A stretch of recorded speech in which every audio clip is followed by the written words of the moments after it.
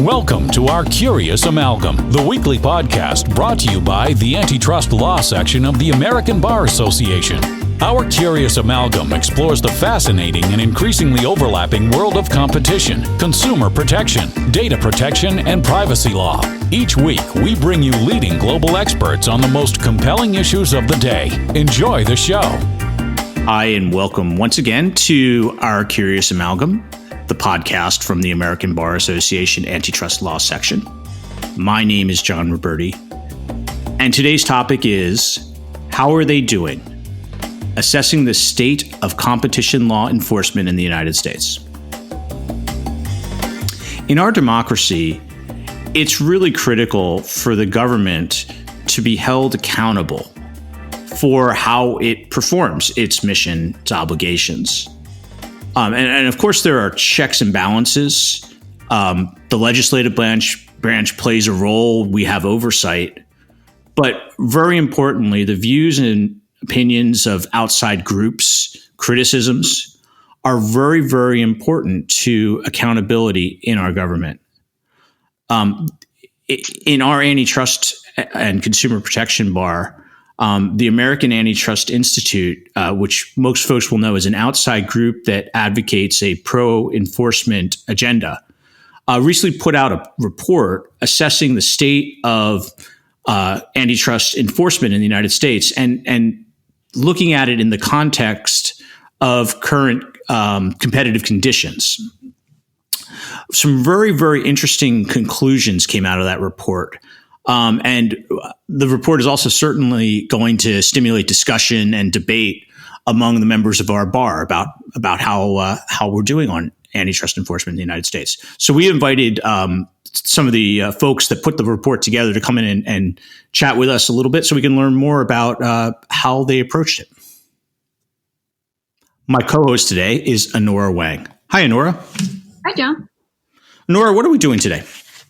Today we discussed the report newly released on April the 14th, 2020 by the American Antitrust Institute titled The State of Antitrust Enforcement and Competition Policy in the U.S. that has basically taken a look at the federal agencies under the Trump administration for their actions or the lack of in protecting competition. Great. And why is it important?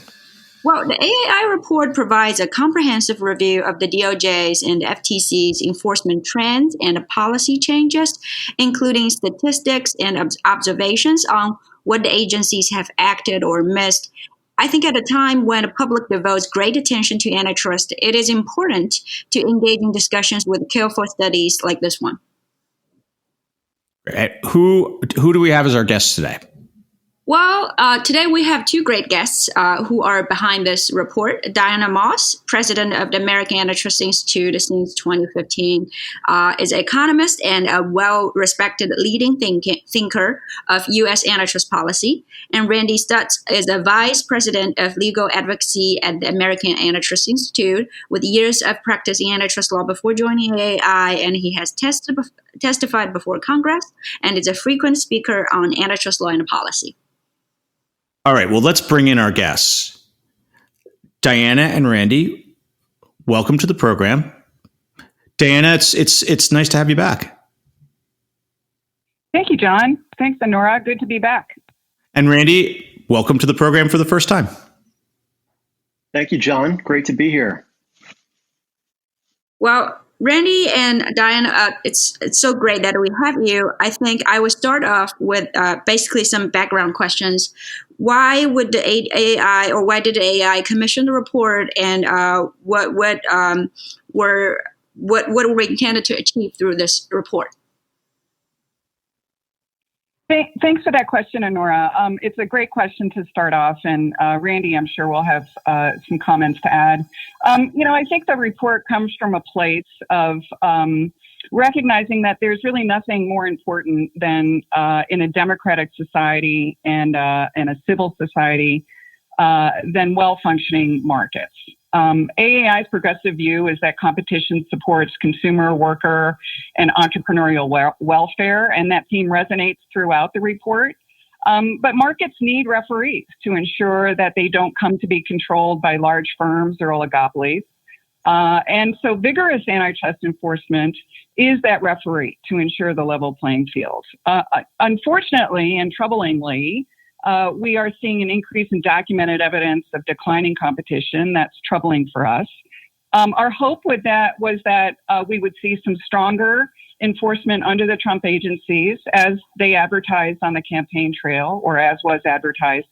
But we're not seeing it. We're seeing some weaker enforcement. So we set out to evaluate that, but also the responses to it, such as more active private and state enforcement and legislative reform. And we did this with a team of experts, of AAI staff and advisors. And that team of very well-respected experts includes former enforcers, litigators, policymakers, academics. And it was a 9-month process of conferring, writing, and vetting the report. And we really hope that our results spur more attention to the importance of vigorous enforcement as part of a public policy problem and solution in the U.S. We've gotten great feedback so far, and we hope to continue to do that. Well, Diana, you mentioned something that's important to me. You said it's a team effort. It includes a team working on the project for 9 months. So I would trust the report has engaged with some particular methodology. And basically, we just want to know how did you approach analysis? What kind of data did you look at, and how did you look at them? Right. So methodology in any report is really, really important. And, happy to get into this in more detail later on in our discussion. But, we use both quantitative analysis and what we call qualitative analysis. On the agency evaluation, which is really just about 30% of the report, we did take a very close look at statistics, enforcement statistics across all three areas: merger enforcement, Section 1 and Section 2. All of this data comes from the agency's own reported statistics in HSR reports, workload statistics, and the agency's own websites and the search tools on their websites. So this is publicly available data. And we report that data across quite a number of years, but importantly, compare across administrations. So you will see in the report the Trump administration's record as compared, for example, to the Obama administration and previous administrations. One really important issue here is looking at, for example, merger control and how we looked at merger control. And there we look at rates of enforcement for second requests and challenges. And the rate of enforcement is, for example, the percentage of total transactions that were cleared to either agency that received a second request, and the same percentage for challenges. And that's really important to look at, that rate or that percentage. We've seen people pull numbers of sort of raw numbers of challenges and second requests and hold them up as metrics of merger enforcement. And, frankly, that's kind of wrong and misleading. If you had 20 challenges in any given year, that rate of enforcement would be much higher if you had fewer challenges than if you had more challenges. So the statistical approach is important. We used a very accurate one to account for merger cycles and economic activity. I think another... Sorry, John. I was just going to add, kind of thinking a little further about overall methodology, and I thought I would add a word about sort of our thinking in the overall approach we took here, which was to try and sort of step back and get a 30,000-foot view of the entire antitrust apparatus, enforcement apparatus, so to speak. And, that's valuable because I think as antitrust lawyers, one of the reasons antitrust law is so fun is that we often get sucked into a particular case, a particular market. We may become experts on it for 6 months or a year, and then we sort of move on to the next thing and often forget a lot of what we learned and learn new things. But so there's not often a lot of occasions to sort of think about how the different pieces of antitrust law and enforcement fit together. We don't often think, for example, we have a pretty tough time bringing Section 2 cases in this country under existing law.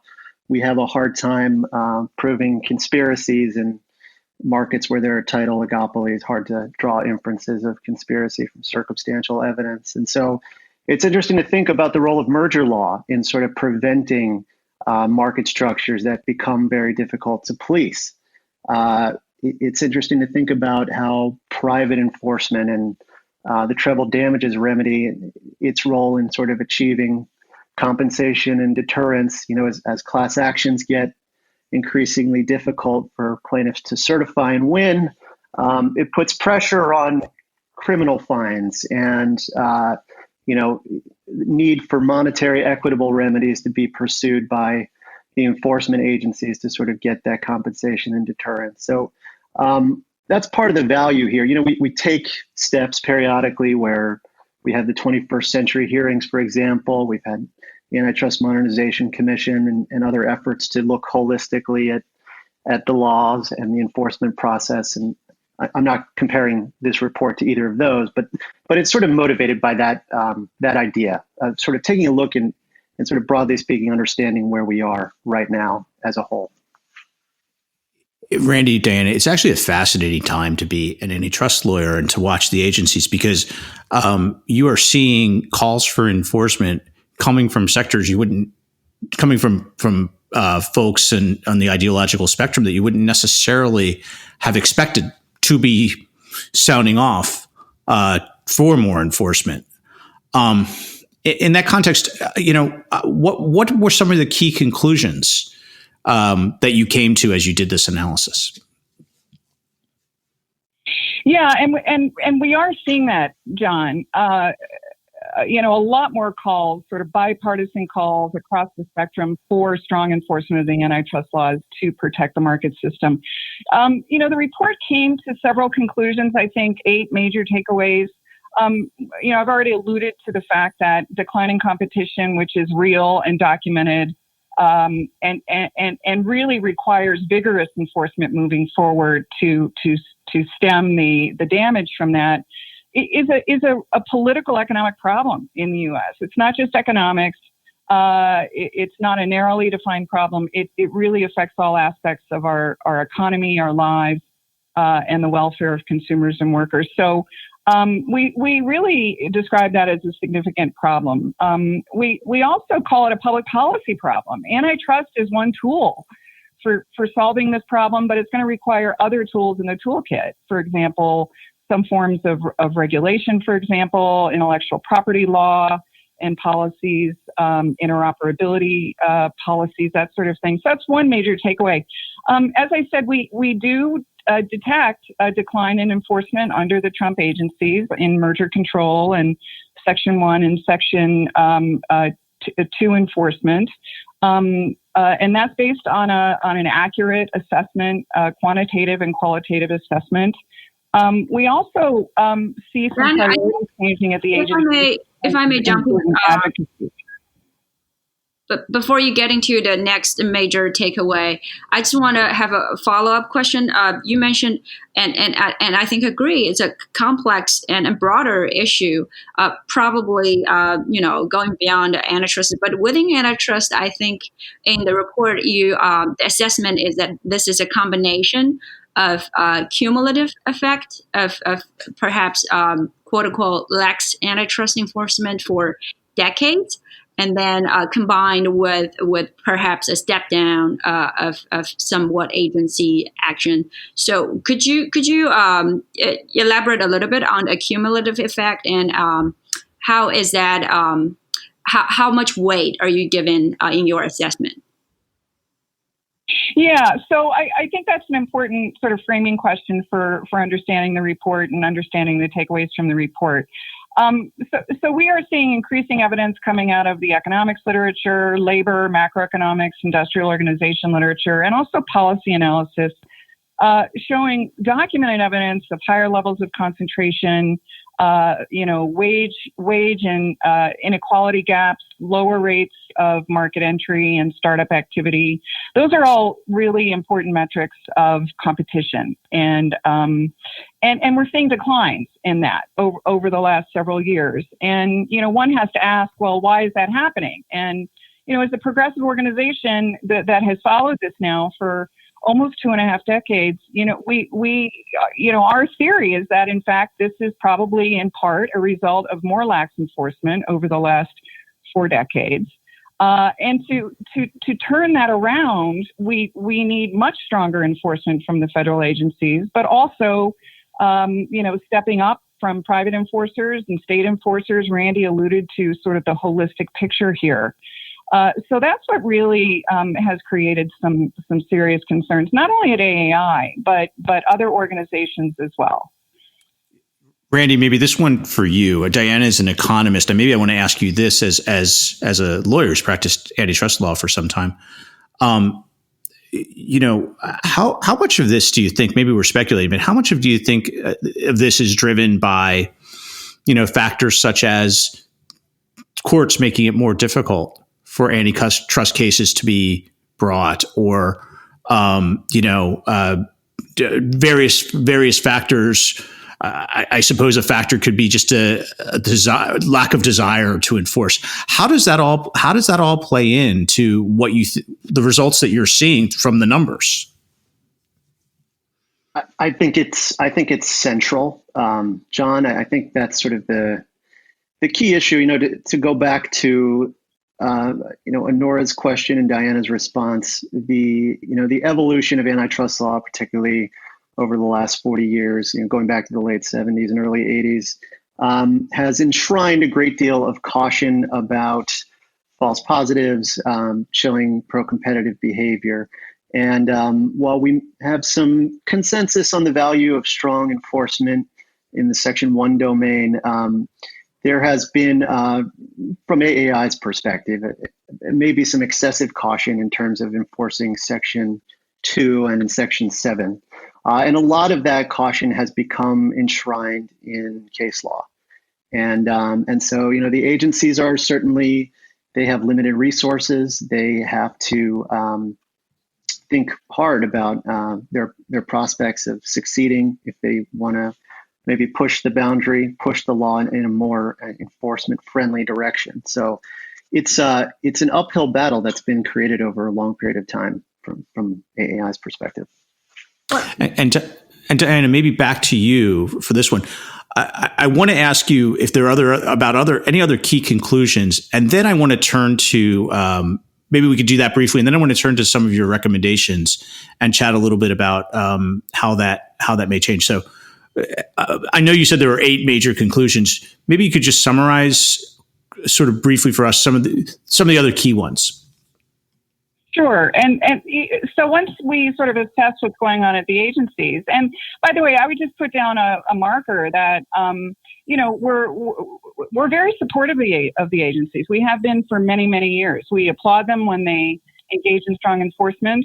And in fact, we just issued a commentary in the Sabre Fairlogics case, which really sets out a framework. Randy authored this piece for supporting DOJ's appeal in that case. So once we finish assessing the agency's record and we cross our fingers and hope for some stronger enforcement moving forward, we look at other parts of the apparatus and how they can potentially take up some slack. So, for example, we look at state enforcement. We've definitely seen some upticks there. The state's engagement on Sprint T-Mobile, Tunney Act comments, for example, in Bayer Monsanto. We also talk about the importance of private enforcement in deterrence and compensating victims, and the very active role it plays, especially in Section 1 enforcement and potentially even in Section 7 enforcement.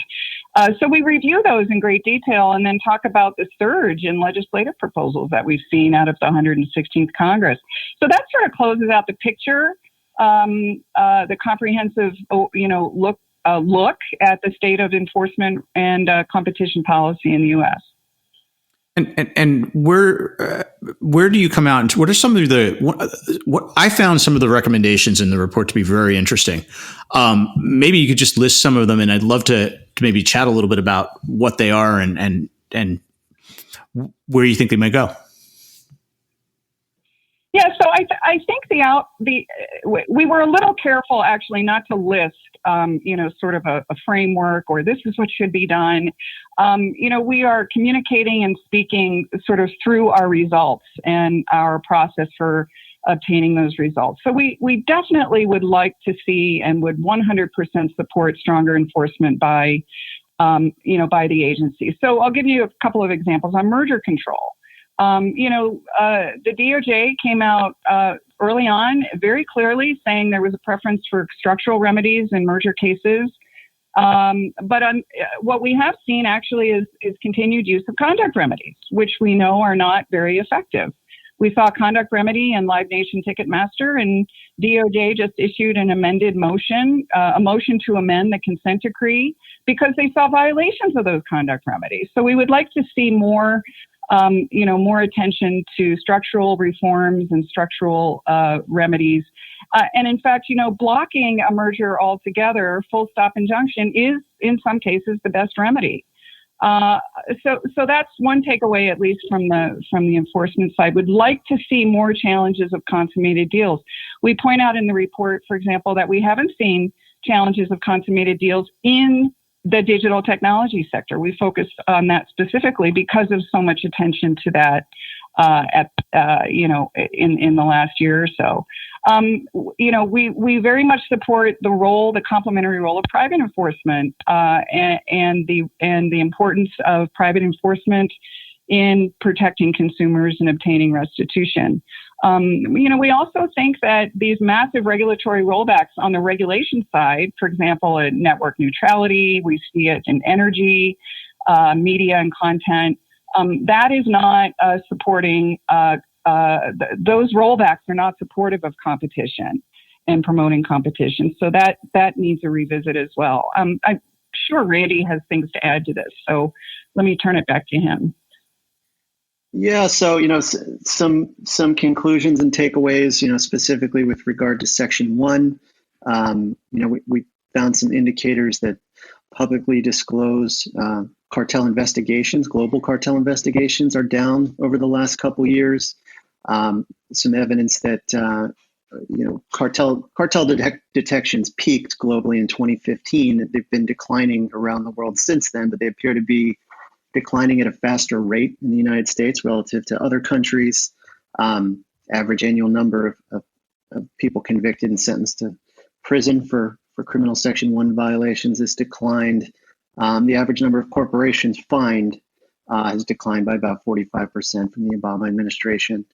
And then, some shifting of policies, getting away from quantitative into some qualitative indicators. The DOJ announced a new willingness to consider corporate compliance programs during the charging phase of criminal proceedings, announced a new openness to entertaining deferred prosecution agreements as an alternative to accepting guilty pleas in criminal cases.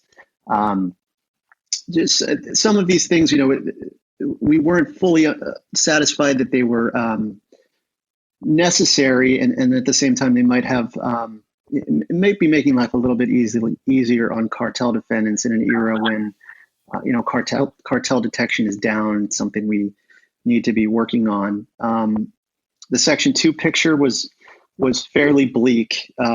We found very few Section 2 cases brought, especially from the DOJ. We look back to the time around the Microsoft case, a few other contemporaneous cases brought around that time. We found only one case in a small Texas hospital market that the DOJ brought during the Obama administration.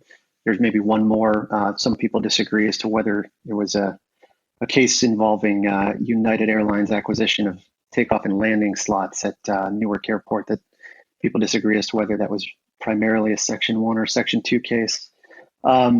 The FTC has done a better job. We try to look, there's some subjectivity in evaluating whether something is sort of a true Section 2 case involving dominant firms and unilateral conduct, because sometimes Section 1 claims are mixed together with them. So it's not an easy thing to count, but we think the FTC has done a better job. I think we had in the high teens, 17 or 18 Section 2 cases that they brought, but primarily the vast majority of their cases have been in healthcare and in pharma or connected to IP, some unique regulatory or IP dimension to them. So that really leaves a huge, the vast majority of the economy is just not getting any Section 2 enforcement actions. So we'd just like to see more of that. But, well, I have a couple follow-up questions. So I guess maybe start off with the Section 2 just to continue the conversation. So is this the area where private or state enforcement has been effective or quote unquote stepped in to pick up the slack? And then like major cases or perhaps just numbers of litigations filed, what did you find in your study? So it can be pretty difficult to count private Section 2 private cases as well, because oftentimes you have a number of class actions, for example, that are filed around the country and later consolidated. So a lot of times it's the same action, could be double counted. But so we don't have good, strong numbers. There are private Section 2 cases, certainly. But this is an area to go back to John's point, where there's just really an excessive level of caution built into a lot of case law. And so there's just, on some level, the federal agencies' lack of activity in that area is understandable. And certainly from a private plaintiff's perspective, financial rationale for bringing the risk calculus for bringing a Section 2 case is very different than, for example, bringing a follow-on Section 1 case or another. Yeah, and Randy, it's a really good point, and I think again I'd asked a question a little bit earlier about ideology. If we think back to the last, not the Obama administration, but the second Bush administration, I think it was pretty explicit. There was a report put out that was pretty explicit that Section 2 was going to be enforced under very, very narrow circumstances. So I don't believe there's anything that has been quite that explicit about the caution, to borrow your term, in enforcing Section 2. But you wonder whether that particular policy decision might be at least in part ideologically driven. Yeah. So the Section 2 report was controversial when it was released, and Assistant Attorney General Varney famously withdrew it relatively promptly. The FTC never joined it. Section 2 is controversial, certainly. And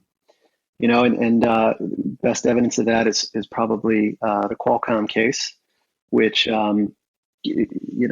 that's an example where we see the FTC bringing a really painstaking case, very fact-driven, very carefully laid out, approved by a respected district court judge in a very lengthy, careful opinion. And it's drawn the ire of the Justice Department, who has filed numerous amicus briefs attempting to upend the case in various ways, disagreeing on the merits, and really channeling a lot of the spirit of that Section 2 report from the Bush administration. So it sort of looks to us, it looks like there's going to continue to be a tremendous amount of difficulty in finding consensus or motivation to challenge dominant firm behavior. And this is in an era, as Diana mentioned, where we have some real concerns about declining concentration, declining competition, increasing concentration, and the like. John, let me just add a couple of points to what Randy is saying. So for context, so on the Section 1 front, back to your really good question about private enforcement, we do cite statistics in the report from academic sources that if you look at private enforcement, really the majority is those are Section 1 cases. There are just over 10% of cases where we see Section 1 and Section 2 claims sort of packaged together. One concern that's really highlighted in the report is the standards for showing collusion, unfortunately, are rising. It's becoming harder and harder to show collusion. So in an economy where we have many sectors now looking very highly concentrated with just a few rivals, we have increasing documented evidence of adverse outcomes from previous mergers and conduct. It is troubling to see the courts going in a direction where it's harder to prove collusion, and the standards are rising when this is now a very front and center type of concern. The other point I wanted to make on the monopolization front is because bringing Section 2 cases is so very difficult, right, in terms of showing monopoly and showing leveraging or maintenance monopoly power. I mean, that is why we are seeing proposals come out of the legislative side, for example, Senator Klobuchar's proposals on exclusionary conduct, because I think it's sort of reached a breaking point where it's so difficult to see to bring a Section 2 case that legislative reforms may be the necessary tool to sort of break the logjam here. Yeah, Diane, and just to comment on some of the points you made, as we think about Section 1, again, I'm trying to think about this through an ideological lens a little bit. I think across the ideological spectrum, people would say that there should be heavy enforcement of collusion, because collusion, regardless of what you view, regardless of your view of unilateral conduct, collusion distorts markets, and Judge Posner in the Seventh Circuit, when he was still active, wrote some of the most pro-enforcement Section 1 opinions, precisely because he was worried about Section 1 enforcement. Something you had mentioned earlier, I want to go back to as well, and I'm going to date myself a little bit. But again, going back to the Bush administration, when I was at the FTC, there were a number of efforts to pursue consummated, particularly hospital mergers, that represented, I think, some of the reinvigoration of the effort to go after consummated merger. And I think I'd like to get your sense. Sounds like that priority has not been pushed through as much as it was back then. Yeah, and that's a very good point. And I want to be really clear about congratulating the agencies for looking at these issues. The FTC held workshops, hearings on competition and consumer protection. The DOJ has held hearings. All of this is really important agency advocacy, acknowledging that the agencies are resource constrained in the first place. But there has been a lot more attention now to looking at consummated deals, especially in the digital technology space, where possibly some of those transactions flew under the HSR radar. They weren't reportable because the thresholds were set too high. I think the FTC is right now engaged in asking those questions. But as we see more merger retrospectives accumulating evidence of post-merger harms and adverse effects, I think the whole question of Section 7 challenges, consummated Section 7 challenges, is really going to become very front and center. And we would like to see, AAI has been very active and vocal on that point, with good evidence-based legal economic analysis and institutional analysis. We would stand ready to help the agencies in any way that we can to sort of push that ball forward. I think one big question, of course, will be, in some cases, should we bring a Section 7 challenge to a consummated deal, or should we bring a Section 2 challenge to address the type of conduct, harmful conduct or outcomes in those markets?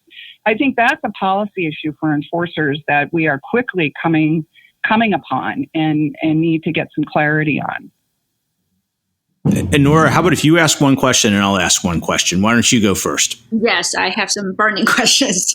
First, on Section 1, I guess this is probably going beyond your original scope of the study, is that when you mentioned, when Diane and Randy talked about Section and cartel specifically, it's international, and even though the study, the assessment here is that the enforcement here in the U.S. might have been declining, but perhaps this is going beyond the U.S. Is there a declining enforcement against the cartel, detecting, investigating, and bringing charges, all around the world, that there is a declining trend? Is that true, or if that's the case, what do you think of it? What could have led to that? Well, we didn't examine other jurisdictions besides the United States, but it's my understanding. Actually, John, I know has written about this issue, but I believe there's a lot of concern right now about leniency applications being down around the world, and lots of efforts to understand why that might be the case. I mentioned, that cartel detections peaked around the world in 2015 and have been declining since. So I think that's very much an ongoing effort, trying to understand exactly what forces are in play and what's causing that. But it's not something we looked at for the report, unfortunately. That's fair. Okay, and Anora, I'll take the privilege of asking the last question, and Diana and Randy, maybe you could both weigh on this one. So you've written this report. It's a very well, you put a lot of work into it. There's a lot of really good data in it. I assume that your hope is the effect of this report will be more enforcement. And that's going to be something that's going to be difficult to measure because you'll have to watch that over the course of years. But what effect do you hope this report might have in the very near term? How might it influence policymakers, the agencies, others in terms of, in the short to mid-term, helping to advance further enforcement?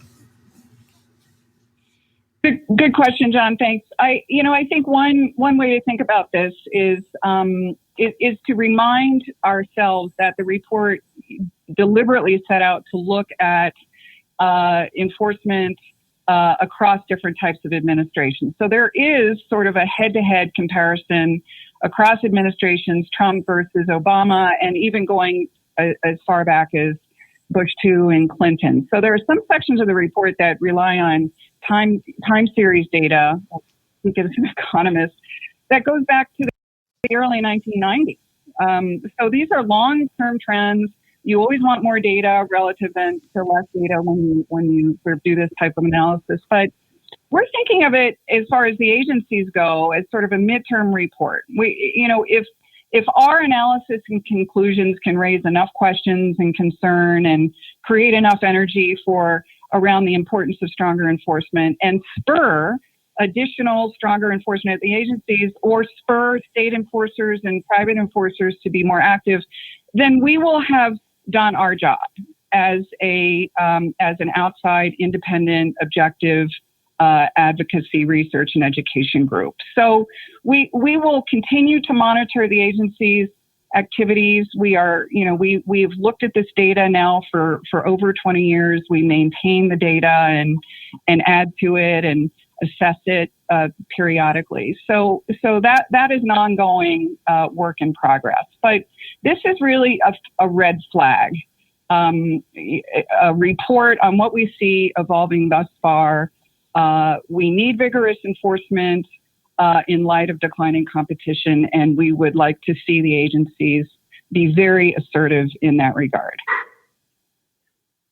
My hope would be, my hope for the kind of conversation that this report would stimulate is that we would start to think about as antitrust lawyers and believers in the mission of the laws and really a rigorously economic, consumer welfare driven approach to antitrust law. For those of us who want to defend that model and who are believers in it, that we would sort of use this opportunity to think about how effectively and how strongly we are using the laws right now as they were intended to be used, and to think about that in the context of this era we're in, where there are a lot of people who are not antitrust experts who are looking around at the economy and are not very pleased with what they see. They don't believe that antitrust law is succeeding.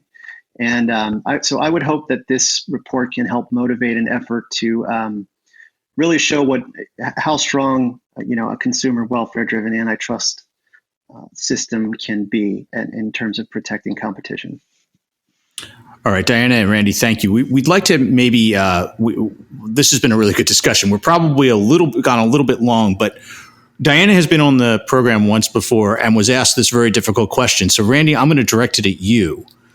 tell us something interesting about yourself that we wouldn't know about you if we just knew you professionally.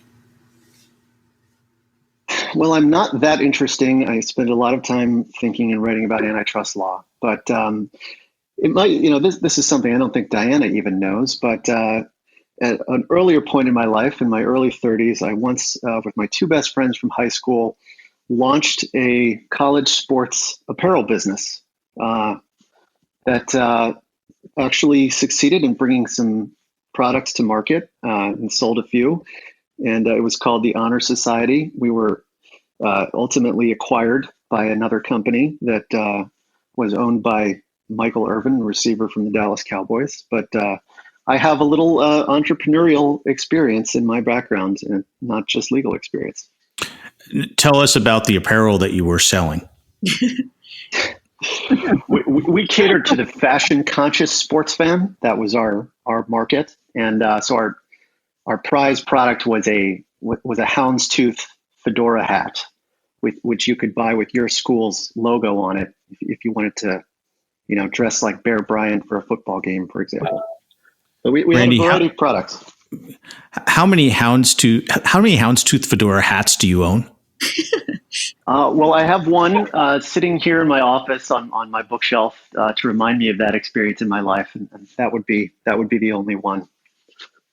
Okay, so Randy, I may ask you a favor to borrow your hat, because our next segment we call The Curious Hat. And now it's time for The Curious Hat! So since we are doing these podcasts virtually, none of us are in the same location, so I do not have an actual hat with actual questions in them. Instead, I have a list of questions that are numbered 1 to 20. And Diana, I'm going to ask you to go first and choose a number between 1 and 20, and I will ask you the question associated with that number. Okay, how about number 8? Number 8. Okay. Diana, what is your perfect weekend? Wow. I was just thinking about that. So good timing. My perfect weekend, since I'm ensconced here in my hometown of Boulder, Colorado, is to be outside, to go hiking in the summer, or to go do some backcountry skiing in the winter. To hang out with my friends and talk about competition law and economics, which they're now very good at understanding because of my enthusiasm for it. But just hope, especially during these times, that people are safe and well, and that as a society we'll be getting through this very terrible public health crisis stronger and wiser and more inspired. Diane, just one follow-up question. I know that in the Olympics there's a biathlon, which involves skiing and shooting. Do you think there could be an Olympic sport that involves skiing and debate about competition law issues? Wow, I think that's a great idea. That could be an Olympic sport, given how much energy we all put into the antitrust debate. That definitely qualifies as Olympic. Okay, so let's put a pin in that one. And Randy, how about you? Choose a number between 1 and 20. Number 5. Okay, number 5. Okay, Randy, are there any TV series that you are currently watching? Yes. I am watching. Which ones? I am watching a PBS remake of the Sherlock Holmes character that aired, I think, 10 years ago on Netflix. It's called Sherlock, starring Benedict Cumberbatch, and I recommend it highly. So do you ever really binge watch? I do. I was late to the arrival I was late to the party for Game of Thrones, and I think I watched that. I think I watched several seasons in the span of a couple of weeks, which was. Have you ever? When I say really binge watch, it's I'm just going to spend 12 hours with Game of Thrones and a pot of coffee, something like that. Have you ever done that? There may have been 3 to 4 hours at a time. I don't think I've ever done the full 12. Okay. But this is a good time to try. Yeah. All right. Last question for you, Randy, and this is just because you're new to the show. Tell us the show that you're binge watching or you have binge watched that you would never in a million years admit to anyone you actually watched. Well, I've watched a lot of children's programming that my children have forced me to watch with them, and I'm frankly embarrassed to admit this, but I'm a little partial to the Full House remake called Fuller House, which airs frequently on Netflix. I don't object when my kids have it on. I don't leave the room, so I'll confess that. Okay, and with that, it brings us to end of another episode of Our Curious Amalgam. Thanks to everybody for joining us, and until next time, we will see you. Thank you for listening to this week's episode of Our Curious Amalgam, a competition, consumer protection, data protection, and privacy law podcast. It is produced and shared around the globe by ABA's Antitrust Law Section. The opinions expressed by the participants in this podcast are their own and do not necessarily represent their employer or other organizations. If you like what you heard or would like to become a member of the American Bar Association, please check out what the Antitrust Section has to offer at ambar.org/antitrust. You can learn more about our podcast at ourcuriousamalgam.com. If you have comments, suggestions, or podcast ideas, please reach out to us at podcast@ourcuriousamalgam.com. Until next time, thank you for listening.